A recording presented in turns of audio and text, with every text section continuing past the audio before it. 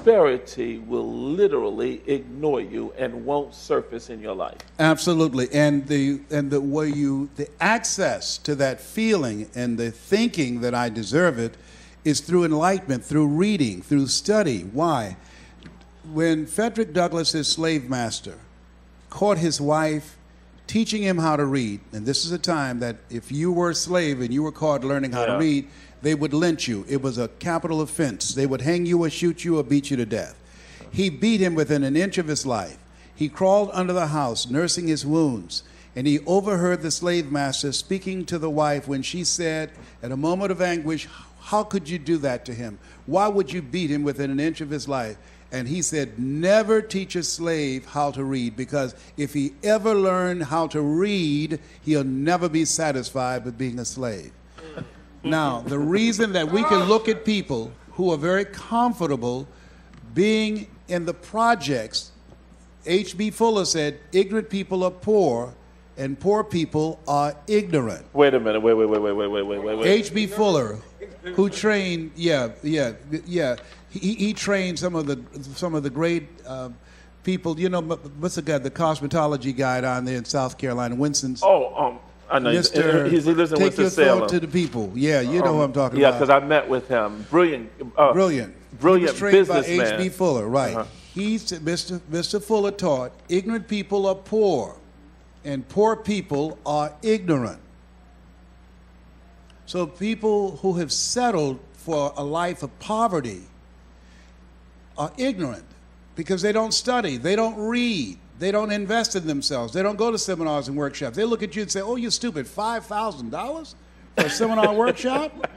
Now, their wardrobe is worth over $5,000. Your personal development library should be more valuable than your wardrobe. So, but poor people make poor choices. They spend money on things that give them emotional relief. They'll buy cars and drive it off the lot, and it's already depreciated by thousands of dollars. So they invest in things that will make them feel good, but they don't invest in things that can help them to transform their thinking, transform their lives. Wow. You know, this is powerful because, you know, they knew that if they taught a slave how to read, a slave would begin to lead. Absolutely. Today a reader, tomorrow a leader. If you don't read, you won't lead. Right. The power of reading. Let's talk about that for a moment. But just think about that. In the face of that, what you just said, we have the nerve to have an over 50% dropout rate. I know. Just think about that, okay? And people died for us to have the right to read. You know, stony the road we trod, bitter the chesting rod, felt in the days when hope unborn had died. Yet with a steady beat have not our weary feet come to the place for which our father sighed. Someone died so that we would have the right to read and be able to live the American dream rather than catch hell while we're living now and singing songs, soon and very soon, we're going to see the King. When Jesus said, "I've come that you might have life and that you might have it more abundantly," when Jesus said, the kingdom of God is within you, and if there's a kingdom within you, then that makes you the king. Yes. You are the king. You ain't going to see yourself. You've got to discover who you are right here, right now. Hell is living a life that you were not designed to live. That's what hell is. Hell is having a baby sick and you don't have enough money for the prescription or to buy diapers for the baby, or you can't afford a car to drive and to take care of yourself or the roof over your head. That's what hell is. Yes. When you know it within yourself, in your nature, that you were born in the likeness and image of God, and you ain't got a pot to pee in or a window to throw it out of. That's what hell is. Yes. Not some place where you go burn. I've gone through hell. They said religious people are afraid of going to hell. Spiritual people have been there. This is powerful. And we're here with Les Brown. I'm Master Prophet E. Bernard Jordan here with Brother Les Brown. And we're talking just about some things in cosmic economics. Discover the secrets to becoming rich. Learn how to think yourself wealthy. First, I wrote the book. Then I put together a workbook that you can work with. And every one of you need to get a hold of the workbook. You know, and here, Les Brown, I put something else in here which is very interesting on page 34. And it says here, but seek ye first the kingdom of God and his righteousness, and all these things shall be added unto you. In Matthew chapter 6 and verse 33. But I also put something else here. I said, go within or do without. Now, you know, that's a now That's I work powerful. that principle. Go within. Until you go within, you will always have to do without. Yes, and the reason that most people are doing without is because they're living their lives from the outside in rather than from the inside out. Absolutely. The kingdom of God is within you. Unlimited potential, talents, abilities, and skills that must be cultivated, must be tapped into. Until I discovered the truth about myself, I was showing up on a job that I didn't like. They didn't like me. I didn't like them.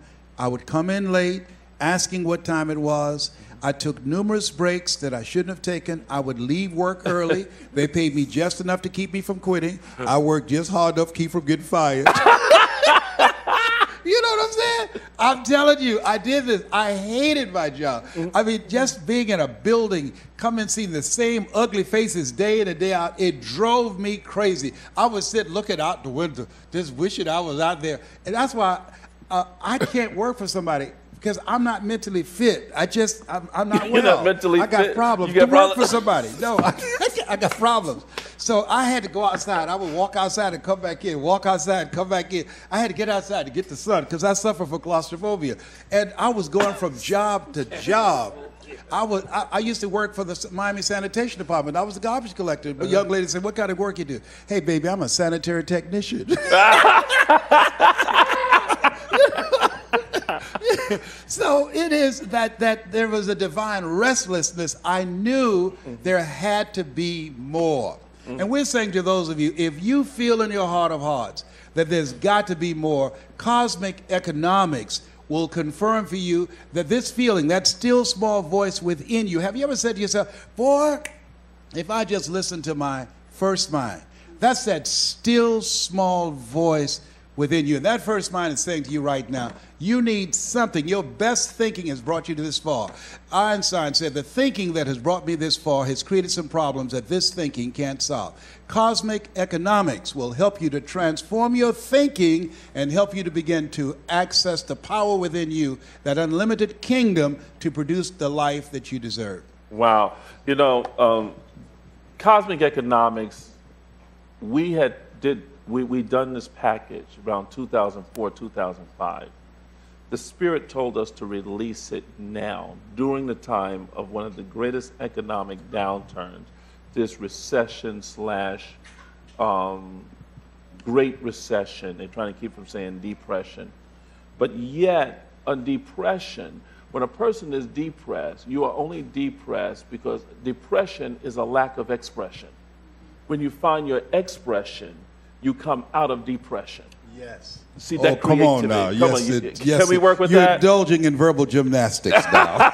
Oh, I love that. Yes, indeed. Yes, when you find your expression, that brings you out of depression. Yes, absolutely. Because when you are depressed, you're in a place of darkness. But when you're expressing, you're now expanding into the light. Yes. And you're releasing the imprisoned splendor, and you're now able to live a life that you were designed to live. I strongly believe that we are not here by accident, that to prove it, that we were chosen 1 out of 400 million sperm, and that each of us, each person, there's something in you that you have in you that you have a responsibility to bring it here. This world, when God had it all to himself, they didn't have airports, they didn't have airplanes, they didn't have hotels. God didn't have no microphone. He didn't have television cameras.